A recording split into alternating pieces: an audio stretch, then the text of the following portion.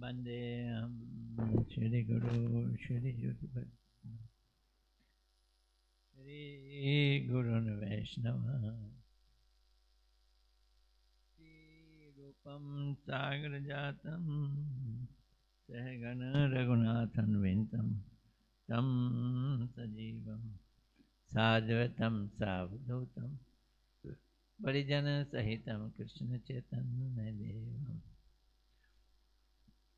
श्री राधा कृष्ण पदां सहगण ललिता शिव शाखान्विता अज्ञानतिमिरन्धस्य ज्ञानाञ्जनशलाकया चक्षुरुन्मिलितं येन तस्मै श्रीगुरवे नमः। नमो विष्णुपदाय राधिकाय प्रियात्मने श्रीमद्भक्तिवेदान्त नारायण गोस्वामी इति नामने श्री कृष्ण लीला कथने सुदक्षम उदारे माधुर्य गुणैश्च युक्तम् वरं वरेण्यं पुरुषं महान्तं नारायणं त्वां शिरसा नमामि। वाञ्छाकल्पतरुभ्यश्च कृपासिन्धुभ्यः पतितानां पावनेभ्यो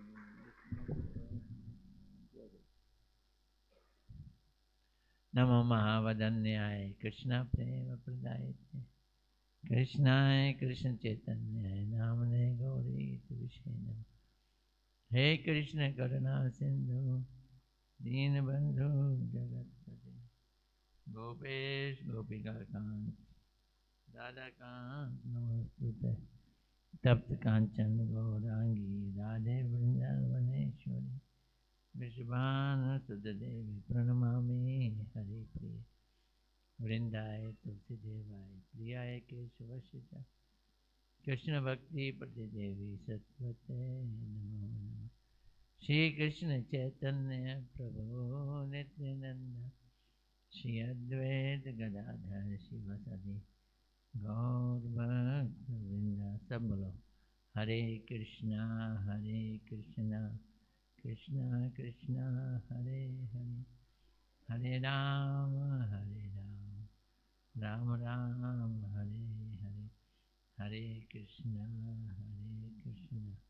कृष्णा कृष्णा हरे हरे हरे राम राम राम हरे हरे। फिर बोलो हरे कृष्णा कृष्णा कृष्णा हरे हरे हरे राम राम राम हरे हरे। मैं सर्वप्रथम अपने परम आराध्यतम गुरुदेव नित्य लीला प्रभु विष्णु विष्णुपाद अष्टोत्तर से श्रीमद् भक्ति वेदांत नारायण गोस्वामी महाराज जी के चरणों में अनंत कोटि दंडवत अर्पित करता हूँ। तत्पश्चात समस्त गुरु परंपरा के चरणों में मेरा हृदय से अनंत कोटि दंडवत प्रणाम। उपस्थित वैष्णव के चरणों में ब्रह्मचारियों के चरणों में मेरा हृदय से यथायथ दंडवत प्रणाम।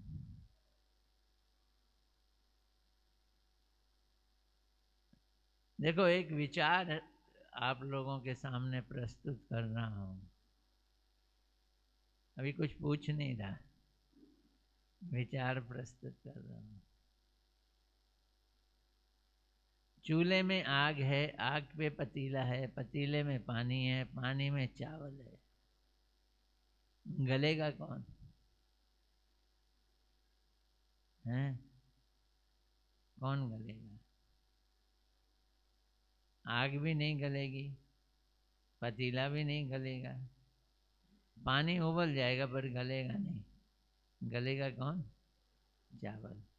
क्योंकि चावल में गलने का गुण होता है, चावल में गलने का गुण होता है। ऐसे ही दुनिया की आग हमारे शरीर को लगती है। शरीर पतीला है, जैसे पतीले को कुछ होता नहीं है ऐसे शरीर को भी नहीं होगा, जड़ है ना। अंदर पानी है, सूक्ष्म शरीर है, वो उबलने लगता है। लेकिन कष्ट किसको होता है? जो स्थूल शरीर और सूक्ष्म शरीर के अंदर फंसी हुई जीवात्मा है उसको कष्ट होता है। अगर चावल को पानी से निकाल के अलग बोरी में रख दो, कितना पानी उबालो, कितना पतीला गर्म करो, चावल को कुछ नहीं होगा। ऐसे ही हम अपने आप को इस शरीर और सूक्ष्म शरीर से अलग निकाल दें तो फिर कितने भी कष्ट आए तो कोई फर्क नहीं पड़ता। तो जो योगी लोग होते हैं वो लोग क्या करते हैं, वो ध्यान लगा के सिद्धियां हासिल करके अपने शरीर से, इस इंद्रियों वाले शरीर से आत्मा को क्या कर लेते हैं, अलग सा कर लेते हैं। इसलिए उनको शरीर के कष्टों को महसूस नहीं करना पड़ता। अब ये कला आए कहाँ से, ये जादू आए कहाँ से? क्या जादू? कि शरीर को कुछ हो जाए, अंदर सूक्ष्म शरीर का कुछ हो जाए, लेकिन आत्मा को कुछ ना हो। ये कैसे है? बड़ा मुश्किल काम है। बस में रहोगे, चढ़ोगे तो चलती बस से उतरोगे तो गिरना पड़ेगा ही पड़ेगा। बस से उतर ही जाओ, बस में चढ़ो ही ना, फिर कोई दिक्कत नहीं है। हम ये कला सीख रहे हैं कि संसार की बस पे ना चढ़ें, ना पतीले में जाएं, ना आग में जाएं, ना पानी में जाएं, अलग बने रहें। इसको वैष्णव धर्म से बतलाया है। हमारे श्रील भक्ति विनोद ठाकुर जी ने वैष्णव दास जवाब दे रहे हैं, वैष्णव धर्म क्या है? अब बताओ, याद है पिछले बार हमने वैष्णव धर्म किसको बताया था? वैष्णव धर्म क्या है?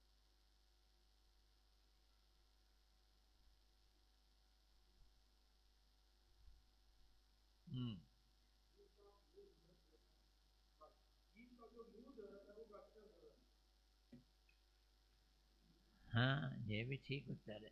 जीव का मूल धर्म वैष्णव धर्म है। लहरी महाशय पूछ रहे हैं, प्रश्न कर रहे हैं,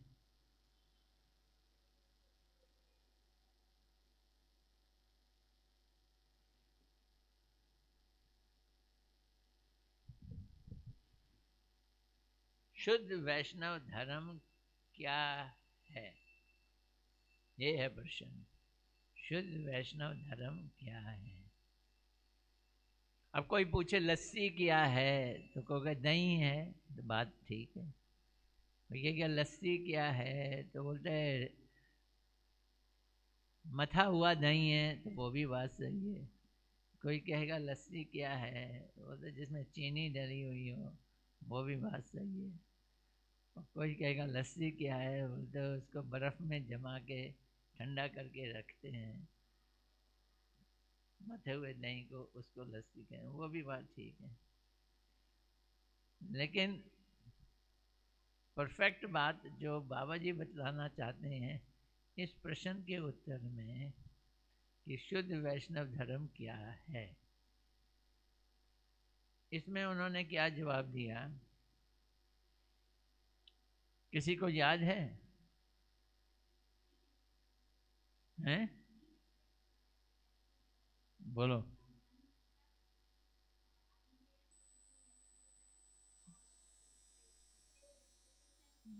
इस लड़के के लिए तालियां बजा दो। इसने तो बिल्कुल इसने तो बिल्कुल भक्ति विनोद ठाकुर जी की बात छीन ली। Very good. ये होमवर्क करके आई है। नोट्स बना लेने के यही फायदे हो जाते हैं।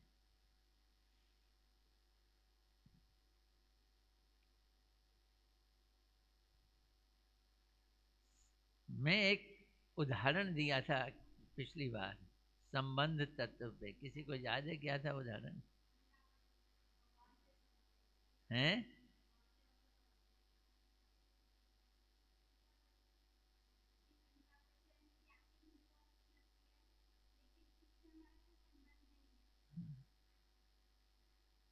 और समझाओ, मैंने कैसे बताया था इस बात को, तू बता सकती है?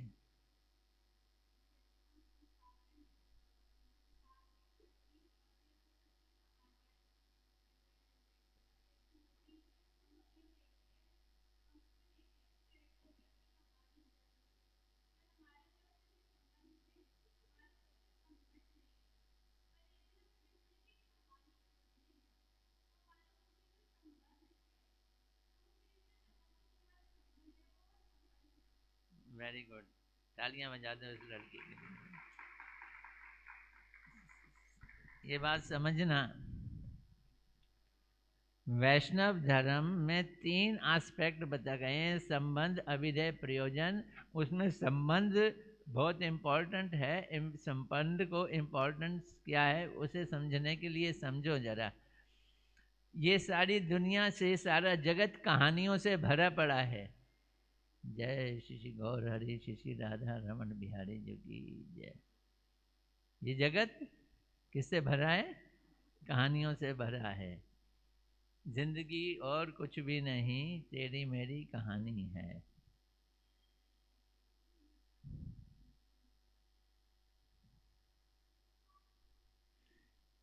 हर किसी की अपनी अपनी कहानियां हैं। सपनों में भी कहानियां होती हैं। Dreams also have a story. और फिर जो राइटर हैं, नॉवल लिखते हैं, कथाएं लिखती हैं, उनकी भी कहानियां हैं। मुझे ध्यान है, मूवी में एक सीरियल आया था। मैं तो कहानियों के ऊपर जोर देता हूँ कि जो कहानी है, संसार की कहानियाँ हैं, सीरियल हो, मूवी हो, नॉवल हो, एक दूसरे की घर की कहानी हो, उनमें से किसी से भी हमारा संबंध नहीं होता। इसलिए वो मात्र कहानियाँ हैं। तो सीरियल आया एक टीवी में, उसका नाम था कथा। सीरियल का नाम था कथा। मैंने कहा ये तो गड़बड़ हो गई, मैं तो कहानियों पे कहता था, पर ये तो कथा हो गई। बाद में पता चला कि उसकी जो हीरोइन थी उसका नाम था कथा। इसलिए वो कथा था।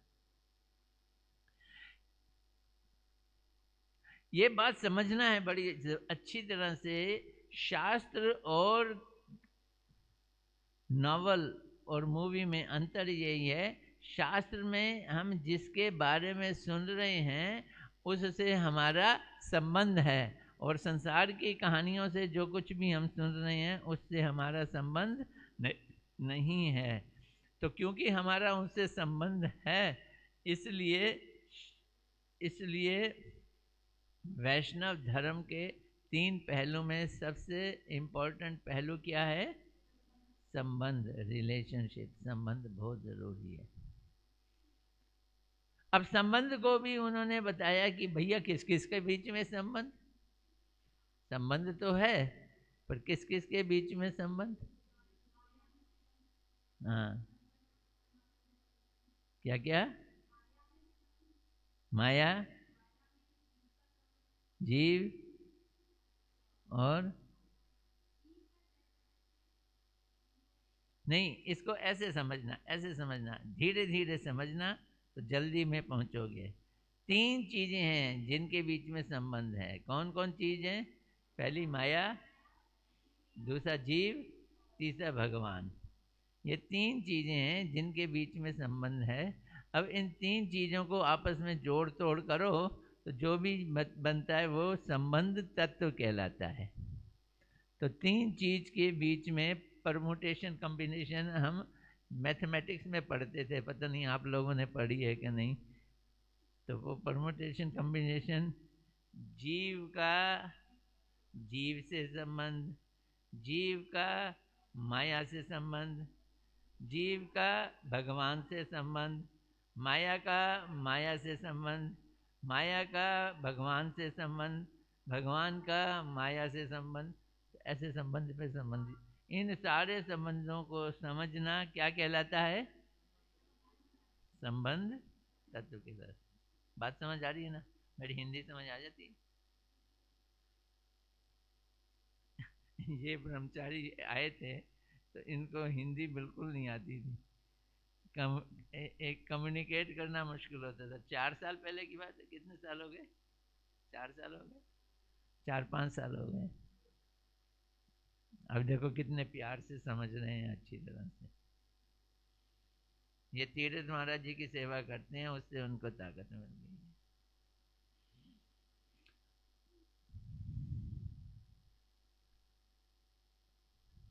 तो वैष्णव धर्म में 3 तत्व हैं, संबंध तत्व, अभितत्व और प्रयोजन तत्व। क्या क्या? हाँ, अब इसको एक्सप्लेन करेंगे, लेकिन फिर भी मेरे मेरे ढंग से समझने की कोशिश करना। एक लड़का है, गरीब, बड़ा, खाने पीने के लाले पड़े हुए हैं। उसको किसी ने कहा तू यहाँ फंसा पड़ा है, तू तो राजा का बेटा है। क्या? मैं राजा का बेटा हूँ? हाँ, राजा तुझे ढूंढ रहा है और तू यहाँ भटक रहा है। तू किसका बेटा है? राजा का बेटा। अब वो क्या करेगा? अब वो क्या करेगा? वो पूरी कोशिश करेगा राजा के पास जाने की, पूरी कोशिश करेगा, क्योंकि वो किसका बेटा है? राजा। संबंध पता चल गया उसको।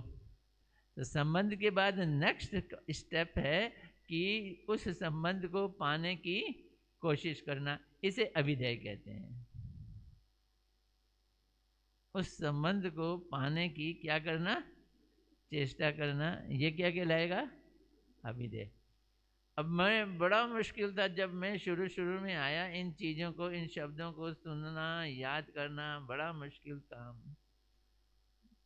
संबंध तो याद हो जाता है, हाँ, भगवान से हमारा संबंध है, माया से हमारा संबंध है। वो ये संबंध है कि इसे छोड़ना है। जीव से हमारा संबंध है। यहाँ पे हमें संसार में इतने सारे जीवों के साथ संबंधित हुए हैं, कोई पत्नी, कोई पुत्र, कोई बेटा, कोई माँ। ये सारे संबंध भी छोड़ने हैं। हम भी जीव हैं, वो भी जीव हैं, लेकिन संबंध सारे शरीर से हैं, वो भी संबंध छोड़ने हैं। फिर भगवान से संबंध, वो हमारा असली संबंध है, वही संबंध जोड़ना है। बात तो समझ आ गई? लड़के को भी समझ आ गई। क्या समझ आ गई? कि वो किसका बेटा है? राजा का बेटा है। अब उसको पाना कैसे है? उसको पाने का उपाय, संबंध पाने का उपाय। अब फिल्मों में जाओगे तो वहां तो संबंध ही नहीं है, संबंध नहीं है, तो उपाय भी नहीं है। उपाय का नाम क्या दे दिया? अभिधेय। साधन, उपाय, प्रोसेस, मेथड, इन सब को क्या नाम दिए? अभिधेय। अब ये शब्द कैसे याद करें? तो भगवान से हमारा संबंध है, जो संबंध अभी दे दे तो वो अभी दे। मैंने इस ढंग से उसको याद किया। भगवान से हमारा संबंध है, संबंध वैसे वैसा नहीं है, अभिधेय है। अभिधेय वो अभिधेय, संबंध दूसरा क्या है? अभिधेय। और तीसरा है प्रयोजन। प्रयोजन क्या है? हैं? प्रयोजन मैंने गोल, इन्होंने कहा गोल। प्रयोजन का दूसरा नाम पर्पस। प्रयोजन, पर्पस, गोल। तो ये, इसकी क्या जरूरत पड़ गई वैष्णव धर्म में? इसकी क्या जरूरत पड़ गई? संबंध, अभिधेय, प्रयोजन। तो रविंद्रनाथ टैगोर की एक कहानी है, वो आपको मैं सुनाता हूँ। जो लोग वैष्णव नहीं है, उन लोगों की क्या स्थिति है, समझने की कोशिश करना। एक आदमी था, अपने जिंदगी के 15 साल की उम्र से ही भगवान को खोजने निकला। बड़े साधन किए, बड़ी तपस्याएं की, बड़े भ्रमण किए, घूमते घमाते किसी तरह से जब वो 60 साल का हुआ तो एक स्थान पर पहुंचा। उसको पता चला अरे यही तो भगवान का द्वार है और यहाँ इसके अंदर भगवान रहते हैं। उसमें लिखा था भगवान का द्वार बैकुंठ। अब वो नाचने लगा, वाह वाह वाह। 15 साल से 60 साल तक की उम्र में इतने साल जो है मेरा जीवन जो है 45 साल हो गए, काम आज सफल बना है। खूब नाचा खूब नाचा। अब वो अंदर जाने के लिए बेताब हो गया, अंदर जाने के लिए एकदम छटपटाने लगा। और छटपटाए के अंदर वहाँ पे कॉल बेल तो थी नहीं, तो वहाँ पे पहले ज़माने में दरवाज़ों में लोहे की सांकड़ लगी होती है, पता नहीं आप लोग समझते हो कि नहीं, वो लोहे की सांकड़ होती है, दरवाज़ा उससे बंद कर देते हैं। उसने सांकड़ पकड़ के जोर से खटखटाने के लिए सांकड़ उठाई कि मैं अभी घुस जाऊंगा। कहाँ घुसूंगा? भगवान के घर। पर जैसे ही उसने सांकड़ उठाई तो सोचने लगा कि दरवाज़ा खुल गया, मैं फिर अंदर चला गया, फिर मैं करूँगा क्या? उसके बाद करूँगा क्या? अभी तक तो एक मिशन था। क्या मिशन था? भगवान को पाना है। फिर जब पा लिया, अगर सामने आ गया तो मैं करूँगा क्या? तो ये उसके दिमाग में आया और उसने सोचा कि अंदर जाना मेरे लिए उचित नहीं है। उसने सांकड़ बड़े धीरे से यूं नीचे रख दी, वहाँ से निकल पड़ा और फिर खोजने लगा भगवान को। ये कहानी किसने लिखी? रविंद्रनाथ टैगोर ने। क्यों? क्योंकि उसे मालूम नहीं है अंदर जाके क्या करना है। जिसे मालूम है अंदर जाके क्या करना है, उसे मालूम है मैंने क्या करना है, वही प्रयोजन है। हमें मालूम है हमें अंदर जाके क्या करना है।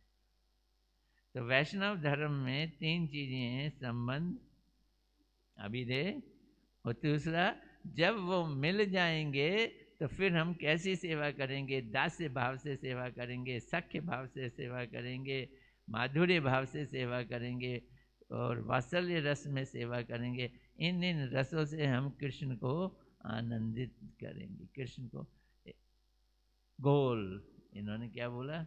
हमें मालूम है गोल, दैट इज प्रयोजन।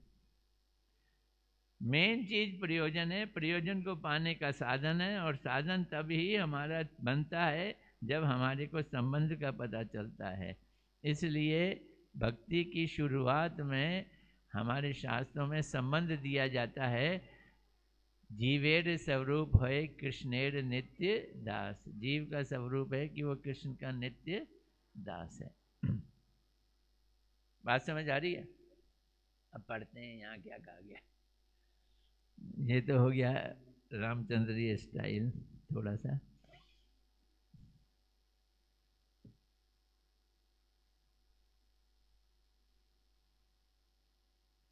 संबंध तत्व के अंतर्गत 3 विषयों का अलग अलग निरूपण किया गया है। जड़ जगत या माइक राज्य, जीव या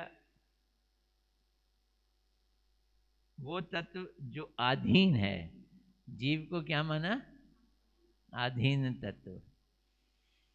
क्षुद्र, सूक्ष्म, अणु, टाइनी, इनफाइनाइटेसिमल, इतने सारे नाम हैं किसके?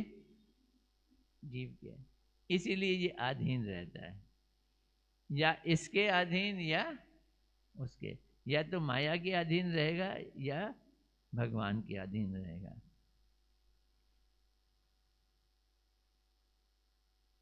भगवान एक अद्वितीय हैं, वे सर्वशक्ति संपन्न हैं। भगवान में सारी शक्तियां हैं। जो मायावादी हैं, जो निर्विशेषवाद अद्वैतवादी हैं, शंकराचार्य के लोग हैं, हम उन्हें शंकराइट भी कहते हैं, वो भगवान के रूप को नहीं मानते, भगवान की शक्ति को नहीं मानते, निराकार मानते हैं, निर्विशेष मानते हैं। तो जो निर्विशेष माने, जो निराकार माने, उसका शक्ति का कोई कंसेप्ट ही नहीं है, वो शक्ति नाम की चीज को एक्सेप्ट ही नहीं कर सकता। इसलिए शंकराचार्य में शक्ति का कंसेप्ट नहीं है।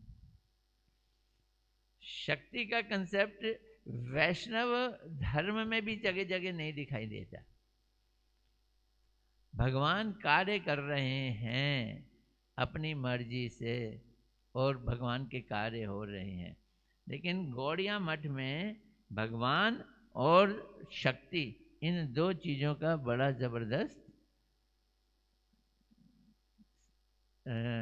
सिद्धांत बतलाया गया। वो सर्वशक्ति संपन्न है और एक और गुण है, सर्व आकर्षक है, बहुत ब्यूटीफुल है, सर्व आकर्षक है। ऐश्वर्य और माधुर्य के एकमात्र निलय हैं, निलय हैं, निलय मैंने घर, ऐश्वर्य के भी घर हैं और माधुर्य के भी घर हैं। क्या मतलब है ऐश्वर्य के घर? जिनके अंदर अति मानव शक्ति होती है, जिनमें एक्स्ट्रा ऑर्डिनरी पावर होती है, वो ऐश्वर्य है। मिनटों में सृष्टि बना देना, मिनटों में सृष्टि विनाश कर देना, ये क्या है? ऐश्वर्य। लेकिन इसके संग माधुर्य भी है, ऐश्वर्य के संग माधुर्य भी है। जैसे तलवार सुई का काम नहीं कर सकती है और सुई तलवार का काम नहीं कर सकती है, लेकिन अगर कोई ऐसी मशीन आ जाए जो तलवार का भी काम करे, वो सुई का भी काम करे, जब सुई का काम चाहिए तो सुई बन जाए और जब तलवार का काम चाहिए तलवार बन जाए।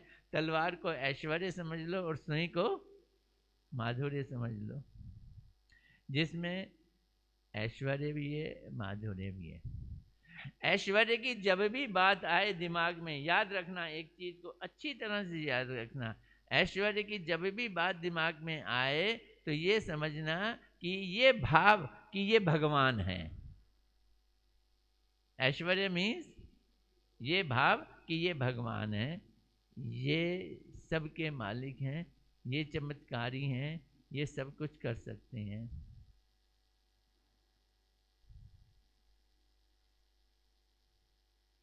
जो भगवान हैं उनको हम भगवान के रूप में गाते हैं। तुम हो एक अगोचर सबके प्राणपति, स्वामी सबके प्राणपति। ये भगवान की महत्ता है।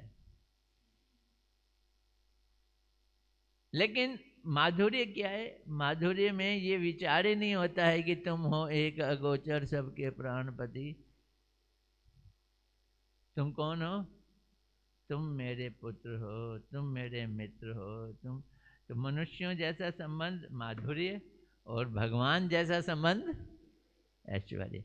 जैसे ही ऐश्वर्य आए तो भगवान वाला संबंध, और जैसे ही माधुर्य आए तो कौन सा संबंध? मनुष्यवत संबंध।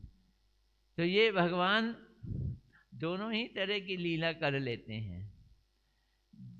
जिनको माधुर्य प्रेम का स्वादन लेना है वहाँ पे भगवान माधुर्य का रूप धारण कर लेते हैं, और जिनको ऐश्वर्य का करना है वहाँ ऐश्वर्य बन जाते हैं, ऐश्वर्य वाले बन जाते हैं। माया और जीवों के एकमात्र आश्रय होकर ये सुंदर रूप से एक परम स्वतंत्र स्वरूप रखते हैं। इनके अंगों से जो प्रभा निकलती है, रोशनी निकलती है, वही तो ब्रह्म है। उस रोशनी को क्या कहते हैं? ब्रह्म। क्योंकि रोशनी रोशनी है, कुछ कर नहीं सकती, इसलिए वो निर्विशेष है। निर्विशेष मतलब उसमें कोई विशेषता नहीं है। जो उस रोशनी की पूजा करते हैं वो भगवान को किस रूप में देखते हैं? निर्विशेष रूप में देखते हैं।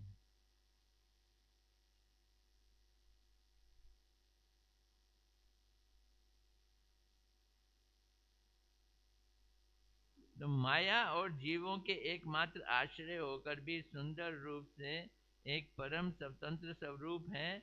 इनके अंगों से जो प्रभा निकलती है उसे निर्विशेष ब्रह्म के रूप में कहा जाता है। उनकी ऐसी शक्ति, ऐसी शक्ति यानी ऐश्वर्य वाली शक्ति, उनकी ऐसी शक्ति जीव और जगत की सृष्टि करती है और अपने अंश से परमात्मा के रूप में जगत में प्रवेश करती है। अब देखो एक भी चीज समझना, ये गौड़िया सिद्धांत है, आगे बहुत अच्छी तरह से समझाया जाएगा।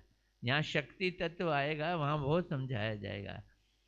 क्या है कि भगवान इस सृष्टि की रचना कैसे करते हैं। भगवान स्वतंत्र हैं, भगवान सर्वगुण संपन्न हैं, भगवान सनातन हैं, शाश्वत हैं, उनमें कोई दोष नहीं है, वो विनाशशील नहीं अविनाशी हैं। पर वो एक जगत बनाते हैं जो विनाशशील है। हमारी दुनिया क्या है? अब वो ये जगत जो बनाते हैं जो विनाशशील है, वो कहाँ से लाते हैं मटेरियल? अपने में से लाते हैं क्या? अगर बाहर से लाते हैं तो इसका मतलब है उनसे बाहर भी कुछ है, और अपने से लाते हैं तो इसका मतलब है विनाशशील तत्व कहाँ पड़ा हुआ है? उनके अंदर पड़ा हुआ है।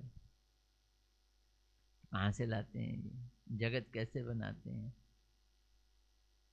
जितने भी वैष्णव आचार्य हैं वो ये कहते हैं कि भगवान ये दुनिया अपने में से बनाते हैं।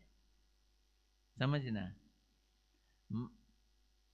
निम्बादित्य को ले लो, मध्वाचार्य जी को ले लो, रामानुजाचार्य जी को ले लो, जितने भी आचार्य हैं वो सारे ये आचार्य कहते हैं भगवान ये सृष्टि कहाँ से बनाते हैं? अपने में से बनाते हैं। इस सिद्धांत का सही नाम है वस्तु परिणामवाद। क्या नाम? क्या मतलब? भगवान वस्तु है, वस्तु का ही परिणाम ये संसार है। भगवान से ही क्या बना? ये संसार बना। ये मैं कई बार बतलाता हूँ और इस चीज को आप हमेशा दिमाग में रखना। जब वो कहते हैं वस्तु परिणामवाद, तो मायावादी लोग, शंकराचार्य वालों लोगों ने कहा कि अगर वस्तु से विनाशशील चीज का परिणाम निकलता है तो वो विनाशशील का दोष वस्तु में लगेगा। वस्तु में वो दोष लगेगा कि वस्तु के अंदर गड़बड़ माल है, जिससे वो गड़बड़, जैसे कहते हैं ना, वो सेकंड हैंड सेल निकल गई, गड़बड़ माल था तो उसको निकाल के बेच दिया, सेकंड हैंड सेल निकल गई। तो भगवान के अंदर सेकंड हैंड सेल थी, वो निकाल के दुनिया बना दी, खुद बढ़िया बढ़िया बन के रह गए। तो दोष किस में आएगा? बात समझ आ रही है मेरी? तो उन्होंने ये प्रश्न किया, किन्होंने? शंकराचार्य वालों ने ये प्रश्न किया कि अगर वस्तु परिणामवाद है, वस्तु से संसार बनता है, तो संसार का दोष वस्तु यानी भगवान में आएगा। और उसका क्या उत्तर है? तो उन्होंने अलग अलग उत्तर दिए। किन्होंने? वैष्णव ने। लेकिन एकदम सटीक उत्तर नहीं था जिससे लोग कन्विंस हो जाते। एक दिया, जैसे चिंतामणि है, वो किसी को छूती है तो सोना बना देती है, पर चिंतामणि में कोई दोष नहीं आता। ऐसे ही भगवान जिसको छूते हैं चीज़ें बना देते हैं, भगवान में दोष नहीं आता। पर बोलते हैं चीज तो उन्होंने विनाशशील बनाई ना, तो वो विनाशशील वाला गुण कहाँ पे छुपा पड़ा था जिससे विनाश हुआ? वो कहाँ से छुपा हुआ था? तो वैष्णवों ने पूछा, शंकराचार्य वालों से पूछा, अच्छा ये बताओ तुम इसका क्या जवाब दोगे? हम तो जवाब नहीं दे पा रहे हैं कि भगवान ने ये विनाशशील तत्व अपने से बनाया या कहीं बाहर से मटेरियल लेके आए। बाहर तो है नहीं, यहाँ से मटेरियल लाएंगे। तो उन्होंने कहा हमारे पास इसका जवाब है। बोलो क्या जवाब है? कि ये दुनिया है ही नहीं। ये मैंने आपको कुछ दिन पहले ये बतलाया था। ना रहे सर, ना रहे दर्द, सिर्फ एक सेरेडॉन। अगर सर दर्द हटाना है तो सर को ही हटा दो। पहले ऐसे ही होता था, जब सिर में जुएं बहुत पड़ी आती थी, भले लड़कियों की पड़ी आती थी, सारे बाल खत्म कर देते, गंजा कर देते थे लड़कियों को। तो ना रहे बाल, ना रहे जुएं, जुएं गायब।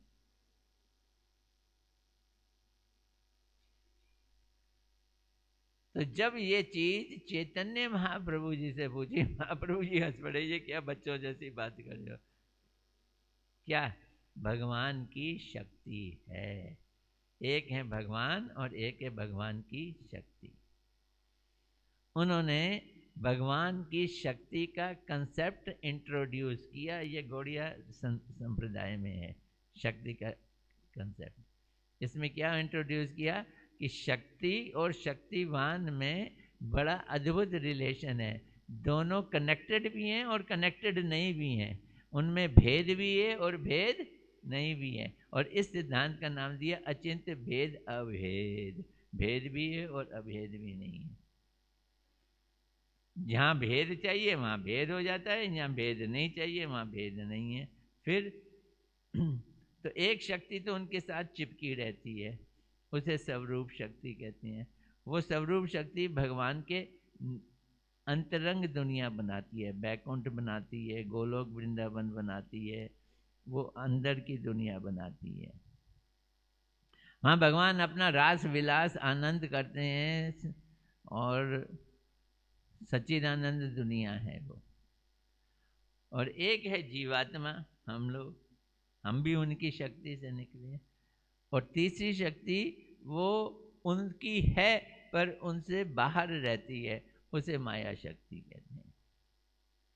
तो ये संसार भगवान की इच्छा से, भगवान की प्रेरणा पाकर, भगवान से शक्ति पाकर, भगवान की माया शक्ति अपने अंदर इंग्रेडिएंट बनाकर ये मटेरियल बनाती है। इसलिए इसका दोष भगवान को नहीं लगता, क्योंकि ये भगवान से भिन्न भी है और भगवान से अभिन्न भी है।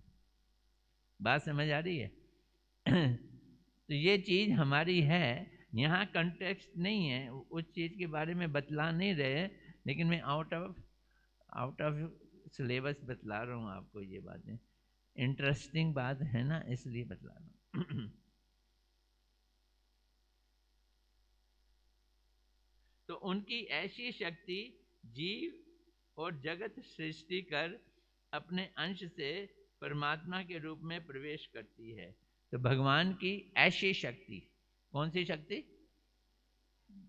ऐश्वर्यमय शक्ति, माधुर्यमय नहीं, ऐश्वर्यमय शक्ति इस सृष्टि की रचना करती है। फिर सृष्टि में वो अपने एक अंश परमात्मा के रूप से क्या करते हैं, अंदर घुस जाते हैं, तभी वो सृष्टि कार्य करती है। अगर वो परमात्मा रूप में ना घुसे तो सृष्टि का कार्य नहीं होगा।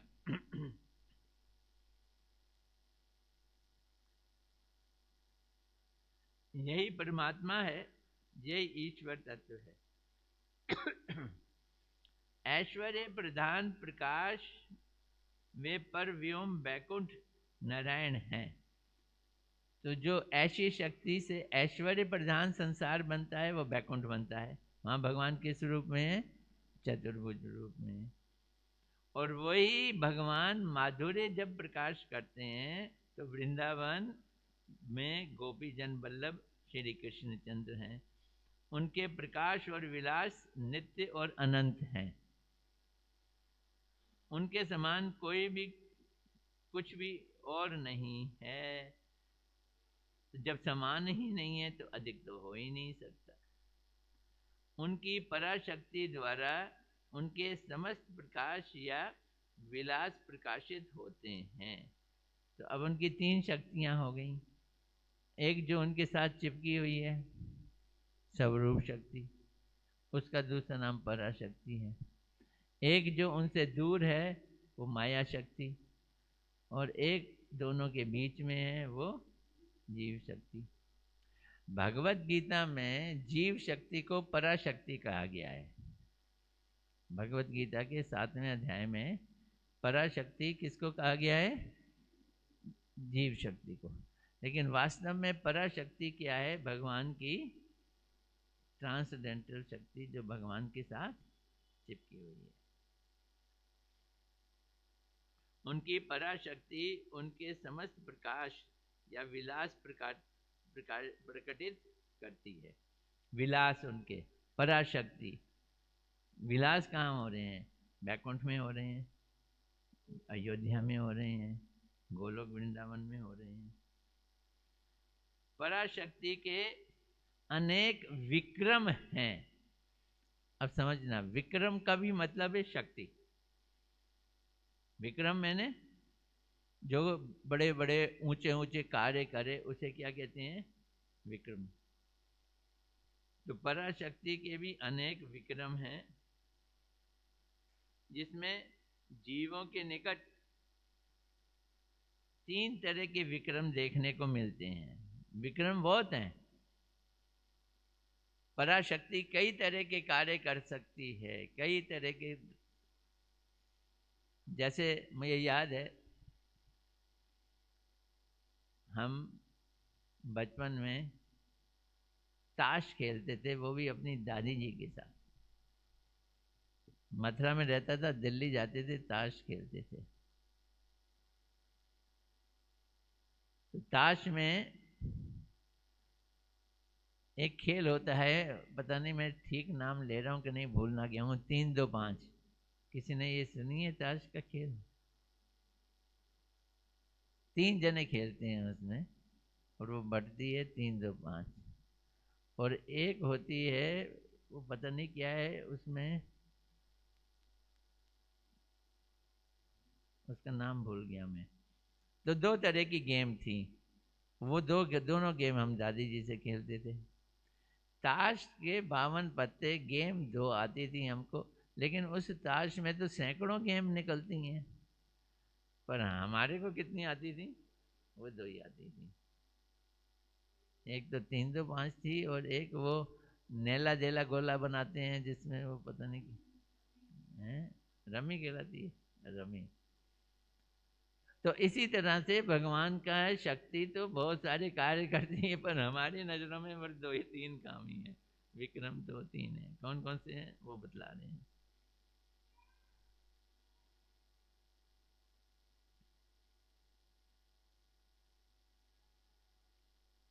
पहला विक्रम, जिसके द्वारा उनकी लीला संबंधी सभी कुछ सिद्ध होता है। पहला विक्रम में जो भगवान के अंदर लीला होती है। और दूसरा विक्रम ये जीव ही है, जीव नाम का विक्रम है। ये एक ऐसी आइटम है जो तटस्थ विक्रम है। भगवान का विक्रम, विक्रम का मतलब है उनका ऐश्वर्य।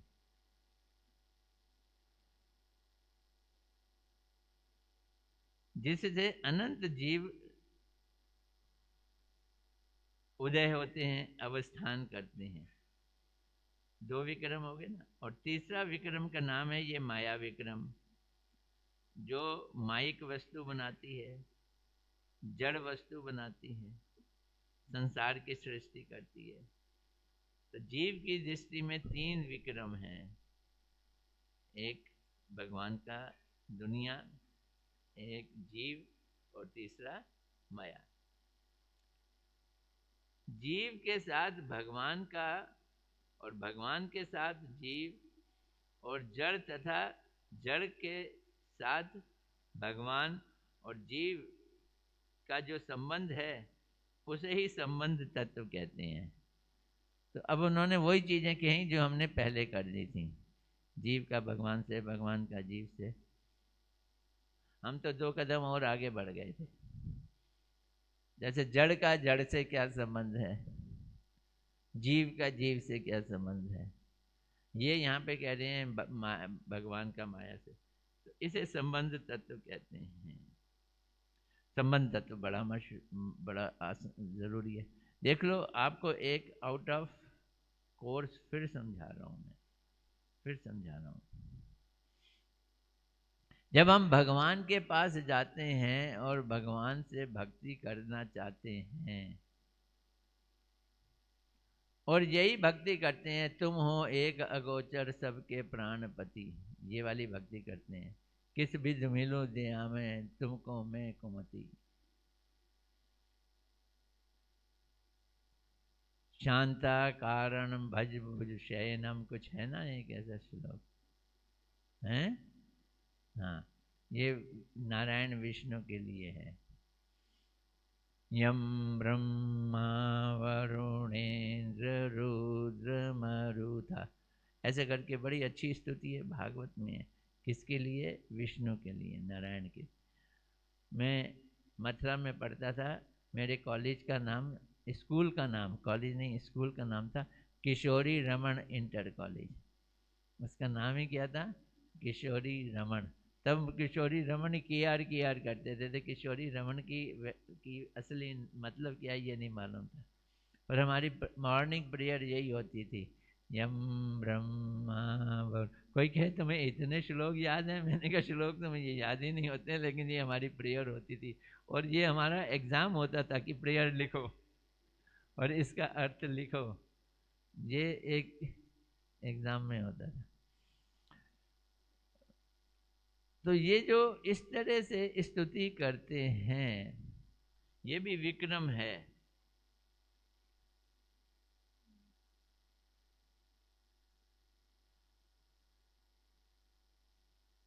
संबंध ज्ञान है हमारा भगवान से, क्या? मैं जीव हूं और तुम भगवान हो, ये संबंध है। ये शांत भाव या दास्य भाव होता है। संबंध ज्ञान से रहित व्यक्ति किसी प्रकार भी शुद्ध वैष्णव नहीं हो सकता।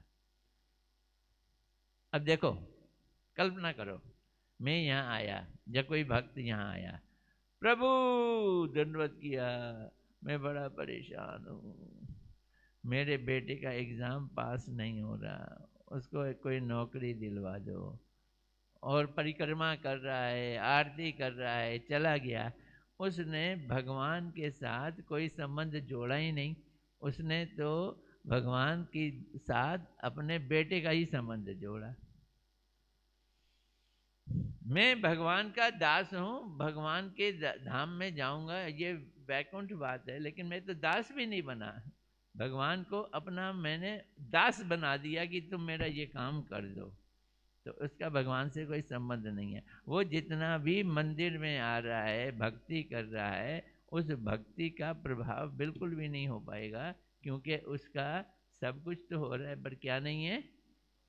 संबंध नहीं है, बेसिक संबंध भी नहीं है। बेसिक संबंध क्या है? जीवेर स्वरूप है कृष्णेर नित्य दास, ये बेसिक संबंध है कि सारे जीव कृष्ण के नित्य दास हैं। तो संबंध ज्ञान से रहित किसी प्रकार भी शुद्ध वैष्णव नहीं हो सकता है। अब लहरी मास्टर ने अब इसके आगे प्रश्न किया, आप संबंध ज्ञान की बात कर रहे हैं, पर वैष्णव तो भावुक होते हैं, कीर्तन करते हैं, रोते हैं, धोते हैं, उसमें ज्ञान कहाँ है? वहाँ तो कोई ज्ञान दिखता नहीं है, जमीन पे लोट पोट होते हैं, उन्हें ज्ञान की आवश्यकता ही नहीं होती है। ये बात कहाँ तक ठीक है, आप मुझे बताएं। मैंने अब तक हरि नाम संकीर्तन देखा है, लोगों को भावों में डूबते हुए देखा है, तो भाव संग्रह करने का प्रयत्न करते हैं, किंतु ज्ञान के लिए तो कोई चेष्टा करते नहीं है।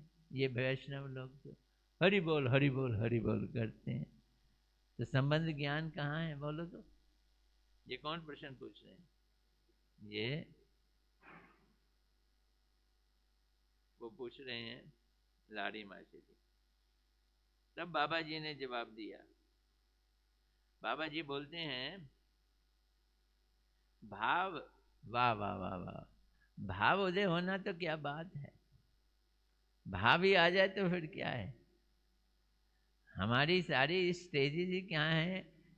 पहले श्रद्धा, फिर भजन प्रक्रिया, फिर क्या कहते हैं, अनर्थ निवृत्ति, फिर निष्ठा, फिर रुचि, आसक्ति, फिर भाव। भाव आ जाए तो बात ही क्या। लेकिन भाव सारे पिछल होते हैं जो दुनिया में दिखाई देते हैं। सबसे ज्यादा भाव में पता कौन दिखाई देता है? मायावादी। वो कह रहे हैं पर भाव शुद्ध होना चाहिए। जो लोग भगवान के रूप को मानते नहीं है, ब्रह्म में लीन हो जाना ही अपने जीवन का फल मानते हैं, वो लोग सबसे ज्यादा भाव दिखाते हैं। उनकी चेष्टा भाव नहीं कुभाव है। उनके भाव क्या है? कुभाव है। शुद्ध भाव का अनुकरण ही है। शुद्ध भाव का, अगर भाव की तो बात छोड़ो, एक बिंदु मिल जाए, शुद्ध भाव का एक बिंदु मिल जाए तो जीव चित्तार्थ हो जाता है। ज्ञान बुद्धि भावुकता के को जीव के लिए केवल उत्पात ही समझना चाहिए। ज्ञान बुद्धि, बात ठीक है, ज्ञान से भाव नहीं आता। ज्ञान से क्या आता है?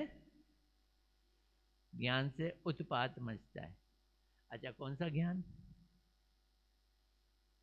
कौन सा ज्ञान? जैसे ही यहाँ ज्ञान की बात आए और उत्पात की बात आए तो बस एक ही बात याद कर लिया, तुम हो एक अगोचर सबके प्राणपति, स्वामी सबके प्राणपति। ये वाली बात याद कर लो। तो ये ज्ञान अगर आ जाए तो भाव आएगा? फिर तो भाव नहीं आएगा। तो ये कह रहे हैं उत्पात समझना चाहिए। जिनके हृदय में अभेद ब्रह्म भाव है, उनका भक्ति भाव केवल लोक वंचना मात्र है। अतएव शुद्ध भक्तों के लिए, शुद्ध भक्तों के लिए ज्ञान बिल्कुल जरूरी नहीं है। कौन सा ज्ञान? एक अगोचर। शुद्ध भक्तों के लिए भाव अत्यंत जरूरी है, पर इस भाव के लिए संबंध ज्ञान जरूरी है, ज्ञान जरूरी नहीं है। बात समझ आ रही है? संबंध ज्ञान क्या है? एक पिक्चर आई थी ना, हम आपके हैं कौन, ये है संबंध ज्ञान। प्रभु हम आपके हैं कौन, हम जो हैं आपके वही हो जाएं, हमारे को आप हमारे सेवा में लगा दो, जो हमारा स्वरूप है उसमें स्थित कर दो, जो हमारा आपसे संबंध है वो जोड़ दो, जिसको मैं भूल चुका हूं वो जोड़ दो। अतएव शुद्ध भक्तों के लिए संबंध ज्ञान अत्यंत आवश्यक है। अब लहड़ी मास्टर जी और प्रश्न पूछ रहे हैं, लेकिन इसको हम यहीं छोड़ रहे हैं, आगे करेंगे। क्या पूछने हैं लहड़ी मास्टर? प्रश्न तो होते ही जाएंगे, समय भी होता जाएगा। अरे यहाँ का पेन कहाँ चला गया?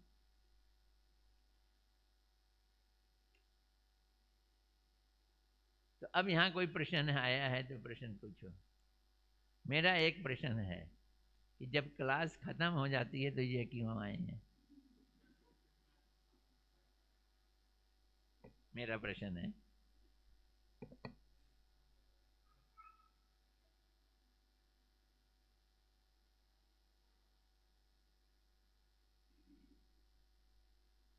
अब ये बताओ, जो मैंने बताया या समझाया समझ में आई कि नहीं आई? हैं? अब प्रश्न पूछो जल्दी। थोड़ी देर लेट घर पहुंच जाओगे, कोई बात नहीं, प्रश्न पूछो। हाँ जी, राजन जी।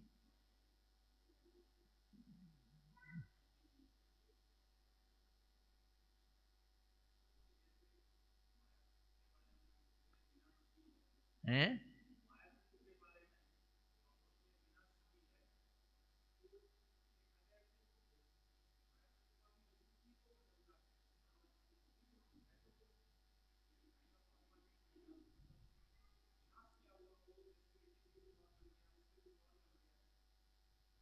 रूप बदलने कोई विनाश मान लो, क्या फर्क पड़ता है। भगवान अच्युत हैं, स्वरूप में स्थित हैं, उनका रूप नहीं बदलता। और माया एक ऐसी चीज है जिसे रूप बदलती है, ठीक है, ऐसे ही मान लो, पर बदलती तो है ना, वैसा रूप नहीं रहता।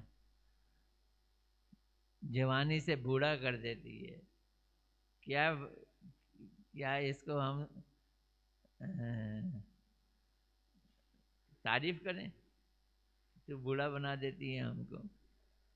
ये तो नहीं, भगवान की शक्ति है। मायावादी इस इस विनाश को नहीं मानते हैं और कहते हैं माया है ही नहीं, माया को अनित्य मानते हैं। हम अनित्य नहीं मानते, हम माया को विनाशशील मानते हैं। माया माया विनाशशील नहीं है। माया जो क्रिएट करती है वो विनाशशील है, वो विनाश करती है। माया विनाशशील नहीं, माया जो क्रिएट करती है वो विनाशशील है। बोलो, अब पास आ जा, मेरे को सुनाई नहीं देता है।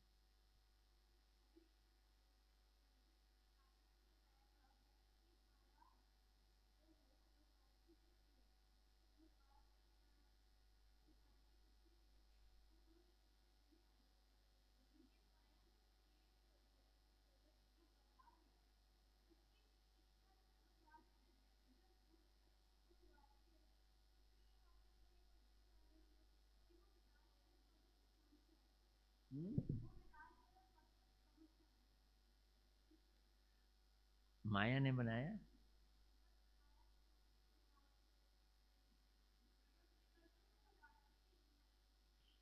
भगवान से निकली पड़ी है, बाहरी है हमेशा से,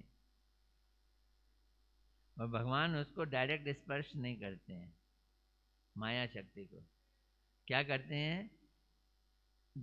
दृष्टिपात करते हैं, वो भी डायरेक्ट नहीं, इनडायरेक्ट, कटाक्ष से। इसको कहते हैं ईक्षण। वो भगवान के ऊपर क्या करते हैं?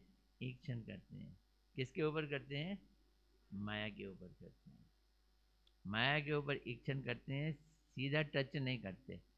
विष्णु माया को टच नहीं करते। जीव विष्णु में है और माया में वो जीव कैसे जाते हैं?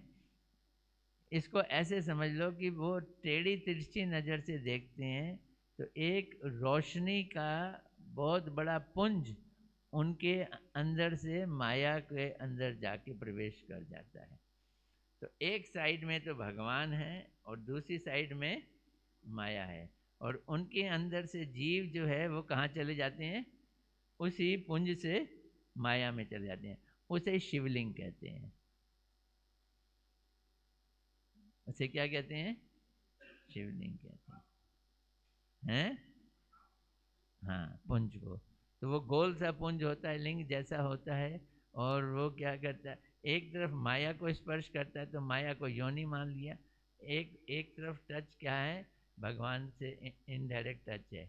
और जितनी भगवान के अंदर जीवात्माएं हैं वो उसमें प्रवेश कर जाती हैं। ये कब होता है?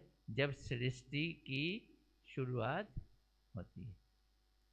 जैसे ही जीवात्माएं उनमें पहुंची, भगवान की दृष्टि उनमें पड़ी, फिर वो माया में क्रिया करने की शक्ति आ जाती है।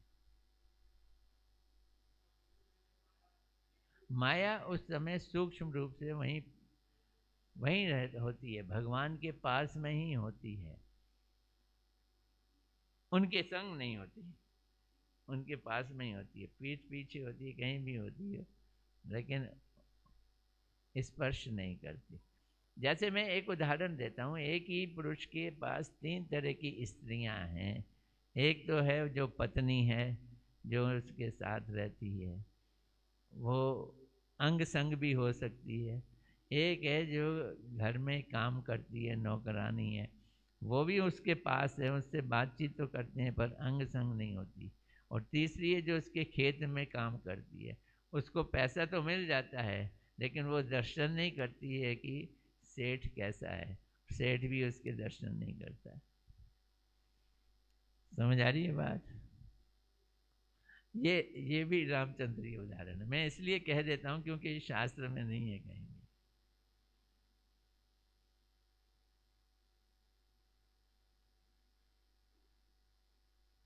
और कुछ?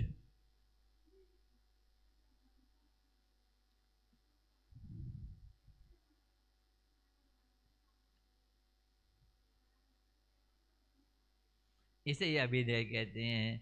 उसके लिए जो हमें मेहनत करनी है वो साधन कहलाता है। और उसका दूसरा नाम क्या है? अभिदय। उस पर भी चर्चा होगी आगे।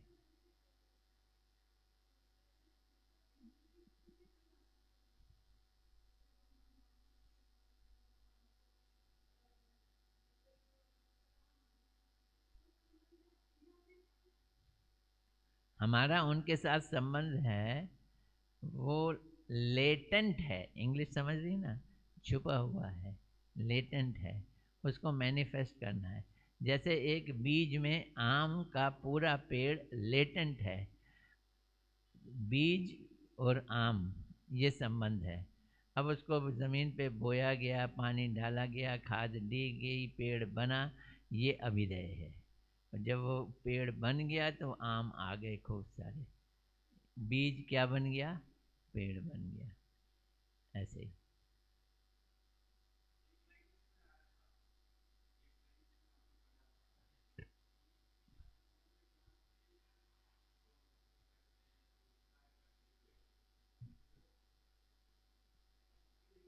हाँ, बिना संबंध ज्ञान के भगवान प्राप्त नहीं होंगे। भगवान के धाम नहीं जाएंगे। भगवान प्राप्त करने के लिए संबंध बहुत ज़रूरी है। संबंध जितना गाढ़ा होता जाएगा उतना उसे पाने की तलब बढ़ती जाएगी। जितनी तलब बढ़ेगी आदमी उतना स्ट्रांग साधन करेगा। जितना साधन करेगा फिर वो भगवान की वैसी सेवा करेगा, वो प्रयोजन है। ठीक है, जाओ। गौर प्रेमानंदे हरे हरे कृष्णा हरे कृष्णा कृष्णा कृष्णा। कल आ जाना, मेरी लाज रखना। हरे राम राम राम हरे हरे।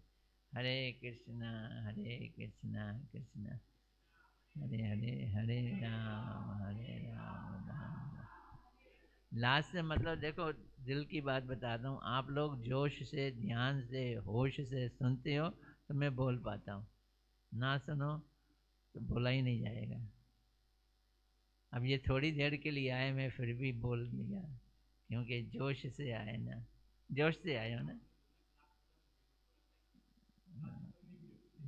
वही जोश से आए। हरे कृष्ण।